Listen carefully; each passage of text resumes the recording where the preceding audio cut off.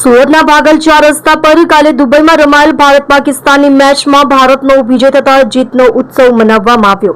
બેમાન પાકિસ્તાન દ્વારા આતંકીઓએ કાશ્મીરના પુલવામા ધર્મ પૂછી ભારતીયોના કતલ કર્યા હતા અને ભારત દ્વારા ઉલટવારમાં ઓપરેશન સિંદૂર પાર પાડી આતંકીઓનો ખાત્મો કર્યો હતો। તેવામાં જ એશિયા કપમાં એક તરફે સૂર ઉઠ્યો હતો કે ભારત પાકિસ્તાન મેચ થવી જોઈએ નહીં।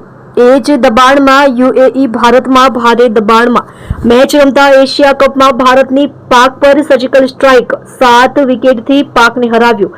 Captain સૂર્યાના 47 run.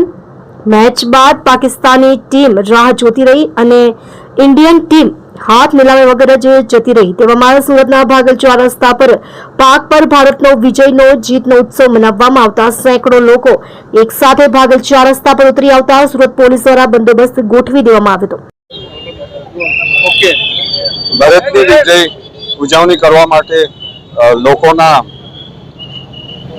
શહેરના લોકો ભાગલ 4 રસ્તામાં મોટા સંખ્યામાં એકઠા થયું હતું અને પોલીસ ડિપાર્ટમેન્ટ દ્વારા સાવચેતી પગલાં તરીકે ભાગલ અને શહેરના મહત્વપૂર્ણ વિસ્તારમાં પૂરતા બંદોબસ્ત રાખવામાં આવ્યો છે અને અત્યારે ભાગલ 4 રસ્તામાં ટ્રાફિક રાબેતા મુજબ ચાલુ છે, સંપૂર્ણ નોર્મલ છે।